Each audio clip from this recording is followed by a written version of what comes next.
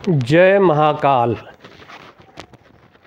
मैं Gangotri guest house में उज्जैन में रुका हुआ हूँ।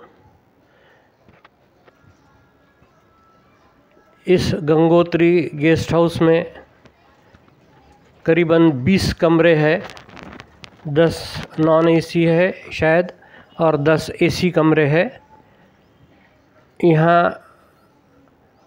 पार्किंग उपलब्ध है।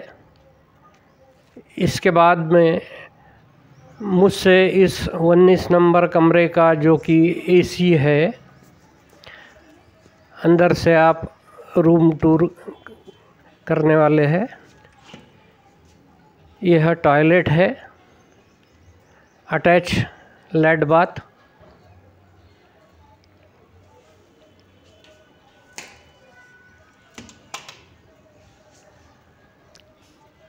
इसके बाद में आप ये कमरा देख सकते हैं। 3 बेडेड कमरा है।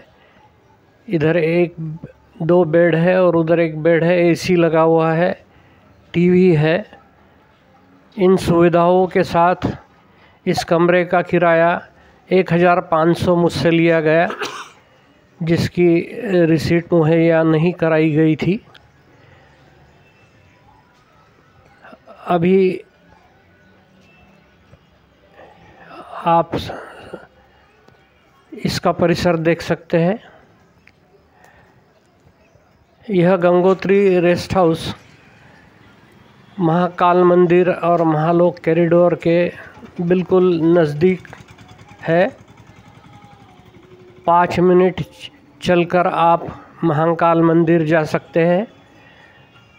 सवेरे के समय मैंने इस गेस्ट हाउस में अपना सामान रखा और उसके बाद में 10 बजे के करीब या 9 बजे के करीब मैं मंदिर में महाकाल के दर्शन करने के लिए चल पड़ा। और सवेरे दर्शन किए तब मोबाइल अलाउड नहीं था, तो मैंने कुछ भी शूटिंग नहीं किया। अभी शाम के समय मैं 5 बजे यहाँ महालोक कॉरिडोर में पधारा हूँ। ये एक आरती दिख रही है आपको।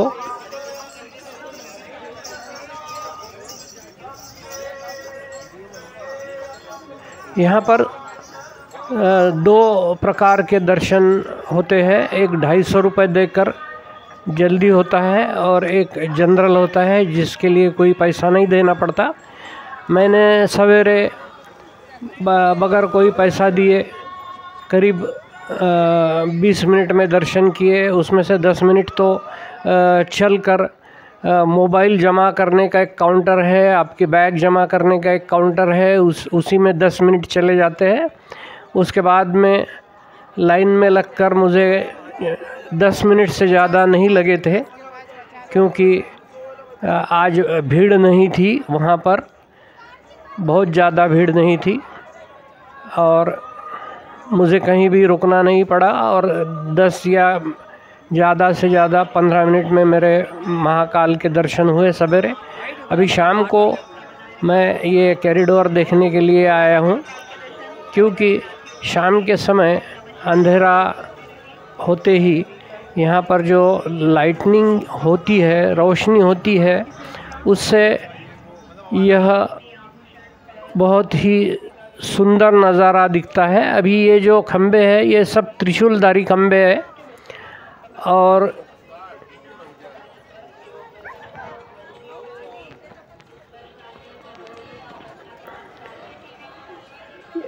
ये सब जो मूर्तियां हैं, ये शिव की मूर्तियां हैं। अभी इसके बारे में मैं थोड़ा सा आपको बता दूं। महाकाल महाराज मंदिर परिसर विस्तार योजना उज्जैन जिले के महाकालेश्वर मंदिर और उसके आसपास के क्षेत्र के विस्तार, सौंदर्यीकरण एवं भीड़भाड़ को कम करने की एक योजना है। योजना के तहत लगभग 47 हेक्टेयर में इसे विकसित किया जाना है और इसमें 17 हेक्टेयर की रुद्रसागर झील भी शामिल है। इस परियोजना से शहर में वार्षिक रूप से ग्राहकों की संख्या मौजूदा 1.5 करोड़ से बढ़कर लगभग 3 करोड़ होने की उम्मीद है।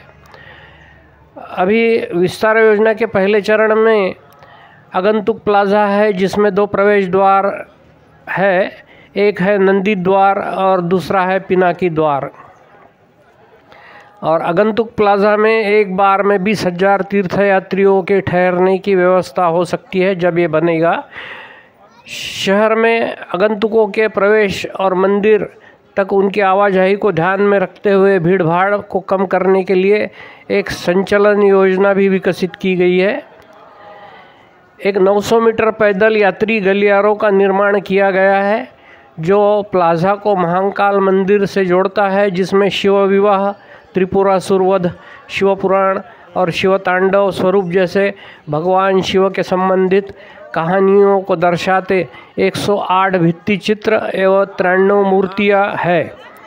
इस पैदल यात्री गलियारे के साथ 128 सुविधा केंद्र, भोजनालय, शॉपिंग जॉइंट, हस्तशिल्प स्टोर आदि है।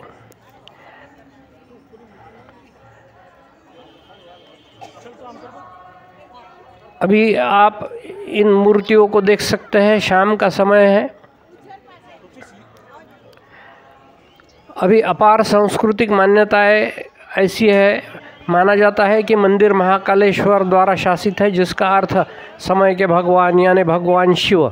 हिंदू पौराणिक कथाओं के अनुसार मंदिर का निर्माण भगवान ब्रह्मा द्वारा किया गया था और वर्तमान में यह पवित्र क्षिप्रा नदी के किनारे स्थित है।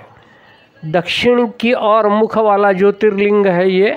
उज्जैन में महाकालेश्वर ज्योतिर्लिंग शिव के सबसे पवित्र निवास माने जाने वाले 12 ज्योतिर्लिंगों में से एक है। यह मंदिर भारत में 18 महाशक्तिपीठों में से एक के रूप में प्रतिष्ठित है।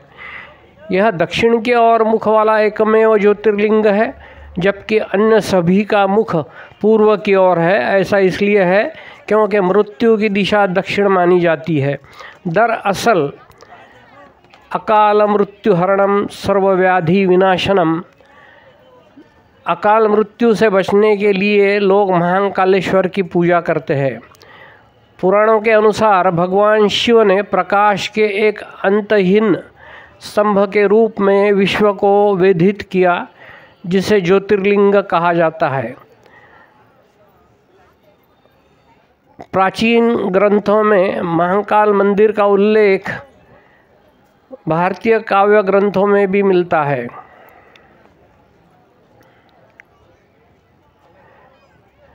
अब इस मंदिर का थोड़ा सा इतिहास बता दूं। इस मंदिर का एक बार विनाश हुआ था।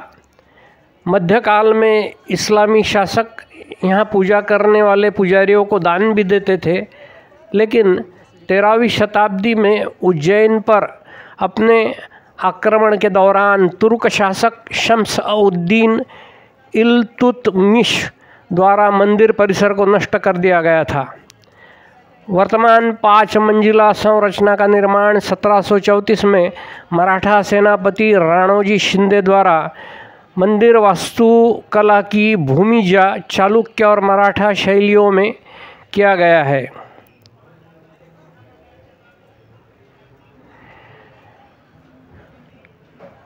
अभी यह जो सामने आपको दिख रही है, यह धर्मशाला है। मैंने ऑनलाइन बुकिंग की कोशिश की थी, लेकिन मुझे नहीं मिला। अभी जैसे जैसे सूरज ढलेगा, शाम होती जाएगी, वैसे वैसे ये आपको विविध रंग दिखने शुरू हो जाएंगे और उसके बाद में यहाँ पर जो लाइटनिंग होती है वो तो देखते ही बनती है।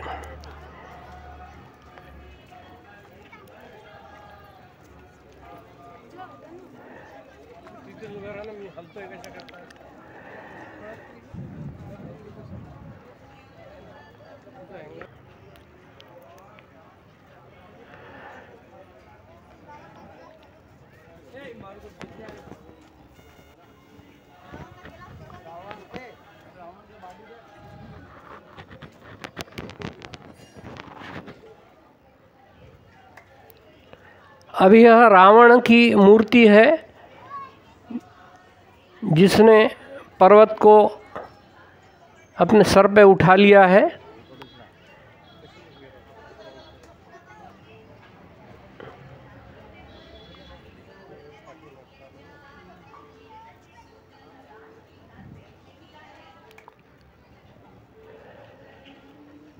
अभी बत्तियाँ जल उठी है। यह सुंदर नज़ारा अभी धीरे धीरे बड़ा आकर्षक बनता जाएगा।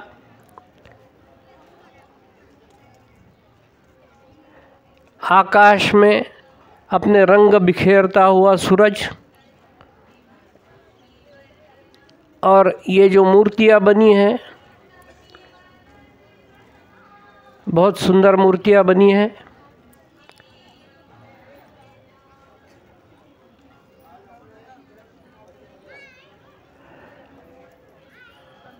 इनके देखने के लिए कोई टिकट अभी तक नहीं रखा गया है, कोई शुल्क नहीं है, निःशुल्क दर्शन है।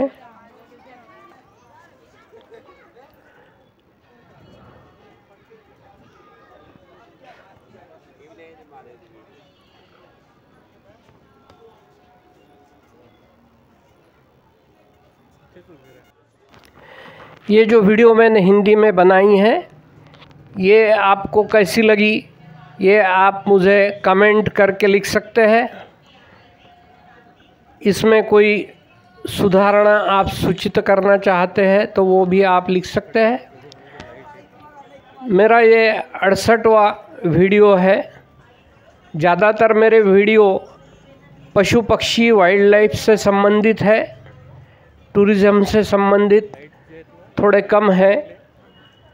मैं एक घुमक्कड़ आदमी हूँ, तो आपको ये वीडियो यदि अच्छा लगा तो आप इसको लाइक कीजिए, सब्सक्राइब कीजिए, शेयर कीजिए। आपने अभी तक यदि इसे सब्सक्राइब नहीं किया है तो ज़रूर सब्सक्राइब कीजिए। और आपको ये वीडियो कैसा लगा ये कमेंट में ज़रूर मुझे बताइए।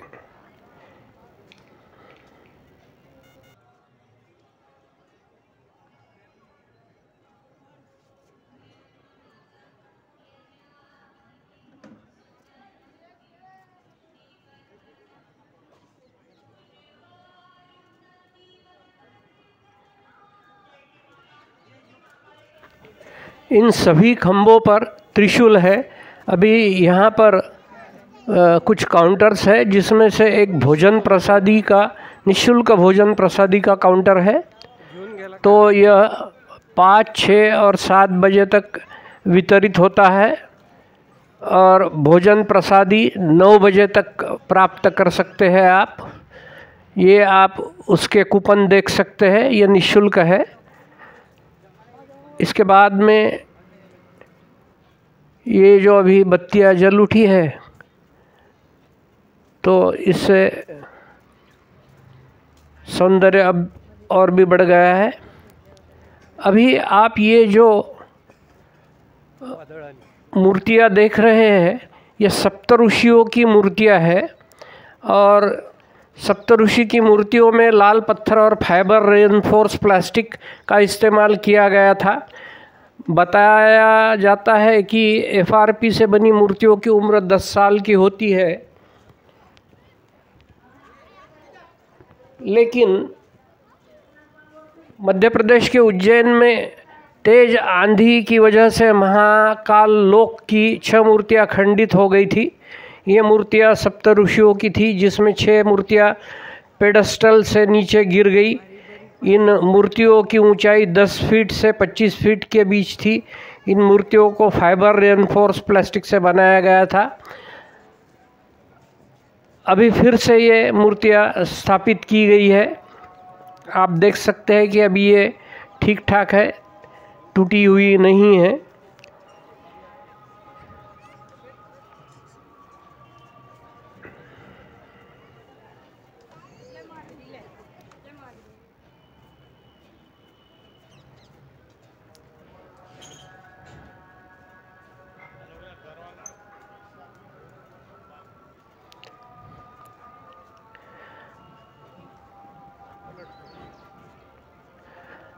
अभी ये जो परिसर है, यह बहुत बड़ा परिसर है, विस्तीर्ण परिसर है। तो सीनियर सिटीजन्स, वयोवृद्ध लोगों के लिए, जिनको चलने में तकलीफ़ है, उनके लिए यहाँ पर निःशुल्क ई कार्ट रखे गए हैं, तो आप इन निःशुल्क ई कार्ट का भी लाभ उठा सकते हैं, जो कि हमने उठाया। और हमने इस ई कार्ट के ज़रिए इस कॉरिडोर का थोड़ा सा सफ़र भी किया।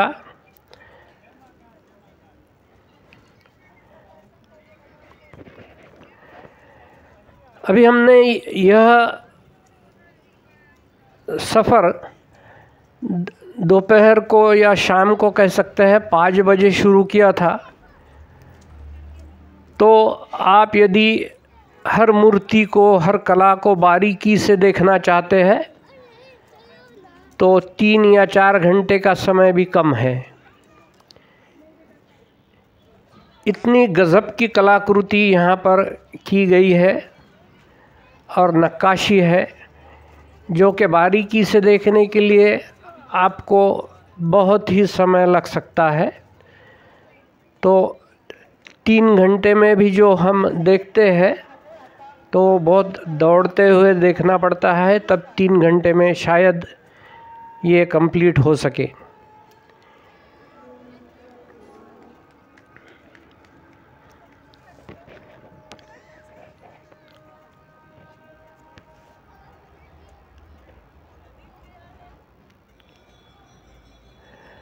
अभी ये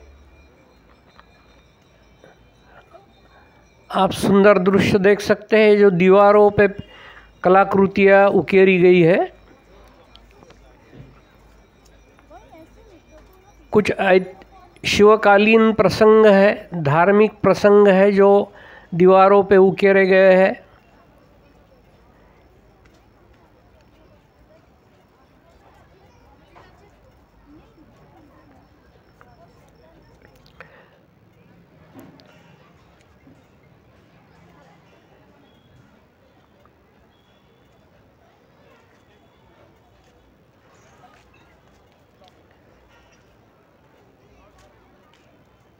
दो द्वार जो है उसमें से ये एक द्वार है।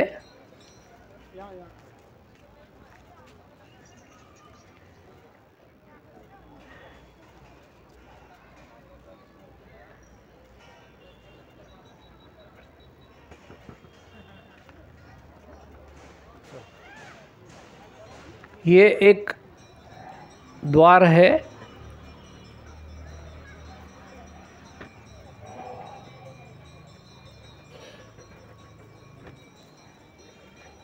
ये शायद एग्ज़िट द्वार है। ये ई कार्ट जा रही है वयोवृद्ध लोगों को लेकर।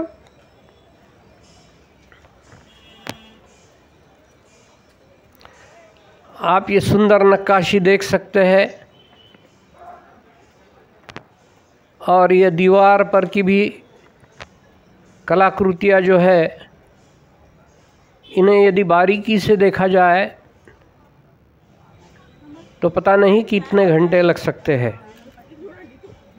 क्योंकि मैंने तो 3 ही घंटे या 4 घंटे यहाँ बिताए हैं। तो मैं बता नहीं पाऊँगा कि कितना समय लग सकता है यदि बारीकी से एक एक दृश्य और कलाकारी देखी जाए। अभी ये दीवारों पे जो दृश्य है वो मैं ई कार्ट में बैठा हूँ और ई कार्ट में से उसे चित्रित कर रहा हूँ।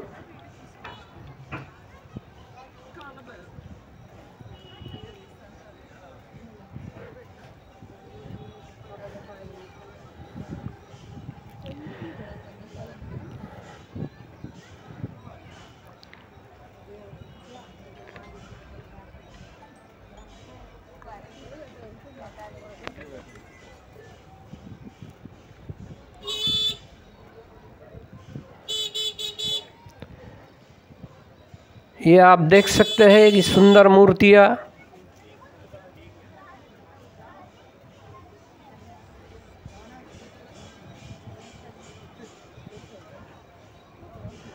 यहाँ पर एक म्यूज़ियम भी है, त्रिवेणी म्यूज़ियम, जो बहुत देखने लायक है, जो मैं नहीं देख पाया। मुझे पता ही नहीं चला कि वो कहाँ था। तो अभी ये जो ई कार्ट की सफ़र है, ये अभी ख़त्म होने में है। एक ई कार्ट इस दरवाजे से दूसरे दरवाजे ले जाती है, वहाँ आपको छोड़ देती है। वहाँ से दूसरी ई कार्ट पकड़ के फिर से आपको वापस आना पड़ता है।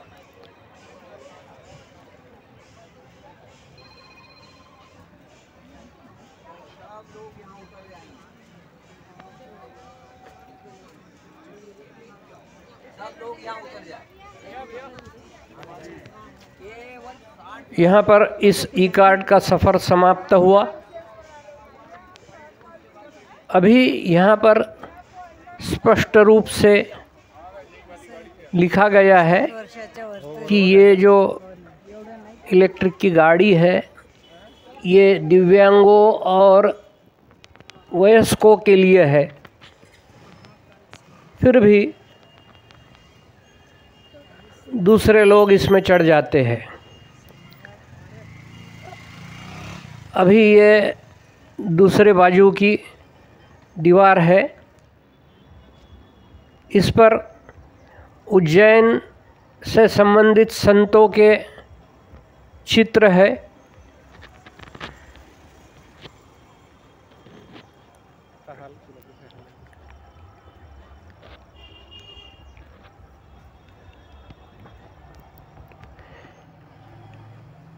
ये आप देख सकते हैं, यहाँ का पार्किंग जो है मुझे बहुत ही अच्छा लगा। बहुत सुशासित रूप से इसे बनाया गया दिख रहा है। मैंने तो यहाँ पर अंदर मेरी कार नहीं लाई थी, मैं जहाँ रुका था वहीं छोड़कर पैदल यहाँ आया हूँ। और ये महाकाल मंदिर के रोशनाई का नज़ारा आप देख सकते हैं। ये रंग बदलता है, कभी हरा है, कभी लाल है।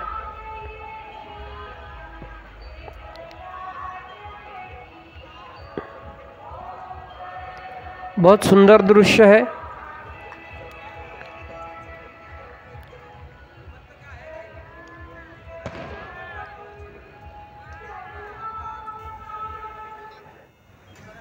अब इसके बाद में मैं चलकर बाहर आया और भोजन के लिए एक होटल में चल पड़ा।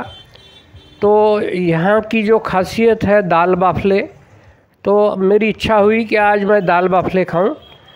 तो यहाँ पर 150 रुपये थाली थी दाल बाफले की। ये अभी मैं बाफला खा रहा हूँ दाल के साथ में।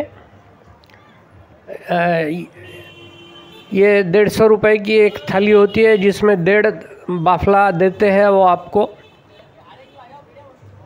यदि आप शेयर करना चाहे तो हमने एक थाली लेकर दोनों ने शेयर किया, क्योंकि हमारे उम्र के हिसाब से हमारा आहार अभी थोड़ा कम हो गया है।